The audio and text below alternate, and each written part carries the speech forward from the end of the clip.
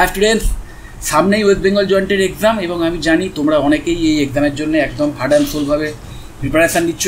তোমাদের সবাইকে আমার অনেক অনেক শুভেচ্ছা। আমি জানি তোমরা ভালো রেজাল্ট করবেই। এবার ভালো রেজাল্ট করবেই মানে এই নয় যে দেখো লাখ লাখ স্টুডেন্ট পরীক্ষা দেবে, তাদের মধ্যে এমন প্রচুর স্টুডেন্ট আছে যারা মনে প্রাণে চায় যে ভবিষ্যতে ভালোভাবে কোনো একটা পার্টিকুলার স্ট্রিমে একটা ইঞ্জিনিয়ারিং ডিগ্রি নেবে, কিন্তু সবাই তো আর প্রথম দিকে র্যাঙ্ক করতে পারবে না, অনেকেরই পেছনের দিকে র্যাঙ্ক আসবে। তো আমি তোমাদের বলবো, যদি বাই চান্স কোনো কারণে এক্সামটা ভালোভাবে দেবে, এক্সামের জন্য ফুল প্রিপারেশান নেবে, যদি বাই চান্স কোনো কারণে এক্সামের রেজাল্ট খারাপ হয়, র্যাঙ্ক পেছনের দিকে আসে, তাও ভেঙে পড়ার কিছু নেই। প্রচুর ভালো ভালো প্রাইভেট ইউনিভার্সিটি হয়ে গেছে, প্রাইভেট কলেজেস হয়ে গেছে। সেই সমস্ত কলেজে তোমার যে ক্লাস 12-এর রেজাল্ট, সেই মার্কসের ভিত্তিতে অথবা সেই কলেজ বা ইউনিভার্সিটির নিজস্ব যে এন্ট্রান্স এক্সাম, তার ভিত্তিতে কিন্তু অ্যাডমিশান চলে। তো সেইগুলো খেয়াল রাখবে এবং নিজেদের পছন্দের যে বিষয় সেটা চয়েস করবে। সবচেয়ে মেন যেটা ইম্পর্টেন্ট জিনিস সেটা হচ্ছে কি না, বিটেক তো করবে, কিন্তু কোন বিষয় নিয়ে করবে। কারণ বিটেকে প্রচুর স্ট্রিম আছে, সেই স্ট্রিমগুলোর মধ্যে তোমাকে বুঝতে হবে যে ভবিষ্যতে এমন কোন স্ট্রিম বেছে নিলে ভবিষ্যতে প্রচুর কাজের সুযোগ থাকবে। তো অবশ্যই এক নম্বরে অবশ্যই থাকবে, কিছু বলার মানে অপেক্ষা রাখে না, সিএসসি বা আইটি। এটা চিরকালই ছিল, এখনও আছে, ভবিষ্যতে আরও এর ডিমান্ড বাড়বে। তো অবশ্যই সিএসসি বা আইটি থাকবে। তারপরে অবশ্যই mechanical engineering, electrical engineering, electronics engineering বা ইলেকট্রনিক্স অ্যান্ড কমিউনিকেশান ইঞ্জিনিয়ারিং যে কোর্সটা, এবং অবশ্যই সিভিল ইঞ্জিনিয়ারিং। কারণ এই প্রত্যেকটা যে ইঞ্জিনিয়ারিং যে কটা বললাম আমি, প্রত্যেকটাই কিন্তু যে কোনো দেশকে বা যে কোনো সভ্যতাকে এগিয়ে নিয়ে যেতে গেলে এই ব্যাপারগুলোর কিন্তু ডেভেলপমেন্টের দরকার। এইবার আমি তোমাদের একটা কথা বলবো যে এখন খেয়াল করে দেখবে যে এই যে সিএসসি বা এই যে মেকানিক্যাল ইঞ্জিনিয়ারিং বা এই যে ইলেকট্রিক্যাল ইঞ্জিনিয়ারিং, এই প্রত্যেকটা যে পার্ট আছে স্ট্রিমের, তাদেরও আবার বিভিন্ন স্পেশালাইজেশন বেরিয়ে গেছে। মানে যেমন ধরো তুমি কম্পিউটার সায়েন্স, ধরো তুমি কম্পিউটার নিয়ে পড়তে চেয়েছিলে ইঞ্জিনিয়ারিং, একটা সময় ছিল যে যখন অনলি দুটো তোমার অপশান ছিল, একটা হচ্ছে বিটেক ইন সিএসসি অথবা বিটেক ইন আইটি। কিন্তু এখন কিন্তু বিটেক ইন সিএসসি স্পেশালাইজেশন বলে ব্যাকেটে আবার দিয়ে দেয় যে হয়তো ক্লাউড কম্পিউটিং অথবা specialisation in machine learning and AI বা আর্টিফিশিয়াল ইন্টেলিজেন্স। আবার মানে কোনো কোনো জায়গায় সাইবার সিকিউরিটি নিয়ে স্পেশালাইজেশন হচ্ছে। মানে সোজা কথায় স্ট্রিমের ভেতরেও স্পেশালাইজেশন চলে এসছে। তো এবার আমার মানে এই বিষয়ে দুটো অ্যাসপেক্ট আছে, একটা হচ্ছে এটার ভালো দিক কোনটা সেটাও জেনে নাও, এবং এটার কিছু নেগেটিভ মানে ব্যাপার আছে সেটাও কিন্তু ভেবে নেবে। যে কোনো বিষয়ের কিন্তু বিভিন্ন অ্যাসপেক্ট থাকে। তো এখানেও আমি খেয়াল করে দেখলাম যে এই এখন যে এই মানে একটা কোড ডিপার্টমেন্ট বা একটা স্ট্রিমের, তার আবার স্পেশালাইজেশনের একটা ট্রেন্ড এসছে।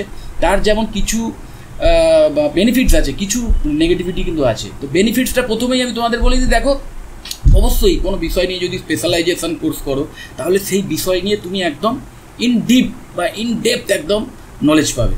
এবং তোমার যদি সেই বিষয়টা একদম পছন্দের বিষয় হয়, সেই বিষয় নিয়েই যদি তুমি সব কিছু মানে 4টে বছর যদি সেই বিষয় নিয়েই পড়াশোনা করো, তাহলে অবশ্যই অনেক কিছু জানতে পারবে। কারণ তোমার সিলেবাসের মধ্যেও ওটা আছে আর তোমার ইন্টারেস্টও সেটা অনেক বেশি জানতে পারবে। ধরো তুমি মেশিন লার্নিং বা এআই নিয়েই তুমি সবচেয়ে বেশি ইন্টারেস্টেড এবং সেই স্পেশালাইজেশনটাই তুমি নিলে, তো ভবিষ্যতে এর ভীষণ ট্রেন্ড থাকবে। এর ওপর অনেক কিছু, শুধু কম্পিউটার সায়েন্স যে ইন্ডাস্ট্রি তা সেটা নয়, বাকি যত ইন্ডাস্ট্রি সব ইন্ডাস্ট্রিতেই কিন্তু এই আর্টিফিশিয়াল ইন্টেলিজেন্সের অ্যাপ্লিকেশান থাকবে। তো সেই বিষয় নিয়ে যদি তুমি স্পেশালাইজেশান বাছো, তাহলে ভবিষ্যতে অবশ্যই প্রচুর কাজের সুযোগ বাড়বে, প্রচুর কাজের সুযোগ থাকবে, এবং কারণ তুমি সেই বিষয়ে স্পেশালাইজড। ঠিক সেম সাইবার সিকিউরিটি, যে যত আমরা অনলাইন ট্রানজাকশানের ওপর ডিপেন্ডেন্ট হচ্ছি বা সব কিছুই আমরা কেনাকাটা সব কিছু অনলাইনে করছি, ম্যাক্সিমাম টাইমটাই আমরা ধরো ভার্চুয়ালি বিভিন্ন মানে সোশ্যাল নেটওয়ার্ক বা ধরো বিভিন্ন এই মানে ওয়েবসাইট ঘাঁটাঘাঁটি করছি, এবং সেইখানে একটা সিকিউরিটি ব্রিচের ভীষণ সম্ভাবনা থাকে। এবং সেটা যে শুধু ব্যাংকে টাকা হাতিয়ে নেওয়ার ব্যাপার সেটা নয়, তার সাথে সাথে তোমার যে তথ্য, তোমার যে ডেটা, তোমার যে পার্সোনাল ইনফরমেশান, সেটাও হাতিয়ে নেওয়ার ব্যাপার থাকে।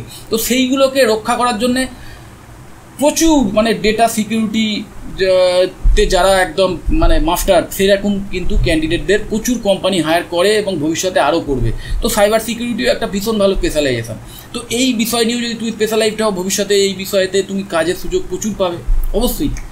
তো এইগুলো গেল এর মানে বেনিফিট, যে তুমি কোনো বিষয় নিয়ে যদি স্পেশালাইজেশন করো, তাহলে তুমি সেই বিষয়টা নিয়েই 4টে বছর পড়াশোনা করবে, নলেজ অনেক গ্যাদার করতে পারবে। কিন্তু নেগেটিভ ব্যাপার একটা আছে, সেটা হচ্ছে ধরো তুমি কম্পিউটার সায়েন্সের শুধু সাইবার সিকিউরিটি নিয়েই 4 বছর পড়াশোনা করলে, বা ধরে নিলাম প্রথম বছরটা ইন জেনারেল মানে পড়াশোনা করলে এবং 3 বছর ধরে শুধু সাইবার সিকিউরিটি নিয়ে পড়াশোনা করলে, তা বাকি যে সেক্টরগুলো সেগুলো অতটা ধরো জানতে পারলে না বা নলেজ হলো না তোমার, তাহলে প্রবলেমটা হবে ভবিষ্যতে যদি কোনো কারণে পার্টিকুলার ওই ফিল্ডে যদি তুমি কাজ না পাও, প্লেসমেন্টের মাধ্যমে হোক বা অন্য কোনো ব্যাপারে হোক, তাহলে কিন্তু তোমার পুরো ইন্ডাস্ট্রিতেই মানে সিএসসির ইন্ডাস্ট্রির অন্যান্য যে সেক্টর সেখানে কিন্তু কাজ পেতে একটু অসুবিধা হতে পারে। কারণ কি তোমার তো নলেজও সেরকম থাকবে না। এবার ব্যাপারটা হচ্ছে যেহেতু মনে রাখবে এখনকার যুগটা এমন হয়ে গেছে না, এখন আমি বলবো কোনো বিষয়েতে স্পেশালাইজেশান শুধু একটা কি দুটো বিষয়ে স্পেশালাইজেশান করলাম, অন্য কোনো বিষয়ে কিছুই জানলাম না, এই যুগটা কিন্তু আস্তে আস্তে শেষ হয়ে যাচ্ছে। কারণ নিশ্চয়ই তোমরা জানো যে এই যে আর্টিফিশিয়াল ইন্টেলিজেন্স এখন যে ইউসেজ চলছে তার উপরে সবচেয়ে বেশি প্রথম যে প্রভাবটা পড়েছে সেটা হচ্ছে কন্টেন্ট ক্রিয়েটার যারা। বাট কন্টেন্ট ক্রিয়েটার বলতে শুধু আমি ভিডিও ক্রিয়েশন বা এইসবের কথা বলছি না, আমি মেনলি যেটা মানে ফোকাস করতে যাচ্ছি সেটা হচ্ছে যাদের ধরো মানে যাদের স্কিলটা ছিল যে কোনো রাইট আপ তৈরি করার ক্ষেত্রে, তাদের কিন্তু মানে যাদের স্পেশালাইজেশান এর ওপরই ছিল তাদের কিন্তু খুব প্রবলেমে পড়তে হয়েছে। এই কারণেই বলবো, কারণ প্রচুর এআই সফটওয়্যার, চ্যাটজিপিটির মতো প্রচুর এআই সফটওয়্যার আছে যারা কিন্তু এই কন্টেন্ট ক্রিয়েশন অটোমেটিক্যালি করে দিচ্ছে। সো তার ফলে হচ্ছে কি কেউ যদি শুধু ওই বিষয় নিয়েই মানে তার নলেজ, বাকি ধরো তার কোনো নলেজই নেই, তার কোনো স্কিল নেই, তাহলে কিন্তু তাকে অবশ্যই মানে একটা প্রবলেমে পড়তে হবে, তার ভবিষ্যতে কাজের ক্ষেত্রে তার একটা ভীষণ প্রবলেম এসে যেতে পারে। কিন্তু যদি সে কন্টেন্ট রাইটিংয়ের সাথে সাথে কীভাবে অন্যান্য ধরো এর রিলেটেড অন্যান্য কাজগুলো, এটা যেহেতু একটা মিডিয়া রিলেটেড কাজ, তো মিডিয়া রিলেটেড অন্যান্য যে কাজগুলো যেমন ধরো ফটোগ্রাফি, ভিডিওগ্রাফি বা কীভাবে গ্রাফিক ডিজাইন করতে হয় এবং কীভাবে রাইট আপটাকে আরও সুন্দরভাবে মানে প্রেজেন্টেবল ওয়েতে সেটাকে ডিজাইন করা যায়, বা সেইটা দিয়ে কী করে সুন্দর পোস্টারিং করতে হয়, বা ধরো সেইটা দিয়ে কী করে ভয়েস মডিউল করে সুন্দরভাবে কথা বলে লোককে কনভিন্স করা যায়, এই সমস্ত ব্যাপারগুলো নিয়ে যদি মানে তার নলেজ থাকে তাহলে কিন্তু তার আর ভবিষ্যতে চাকরি নিয়ে বা কাজের যে মানে কাজ পাওয়ার যে প্রবলেম সেটা নিয়ে কিন্তু তাকে চিন্তা করতে হবে না। মানে আমি সোজা কথায় বলতে চাইছি যে কোনো একটা পার্টিকুলার একটা কি দুটো বিষয় শুধু স্পেশালাইজেশন করে নিলাম এবং ওই বিষয়েরই শুধু জানলাম, বাকি জিনিসটা জানলাম না, এরকম করলে হবে না।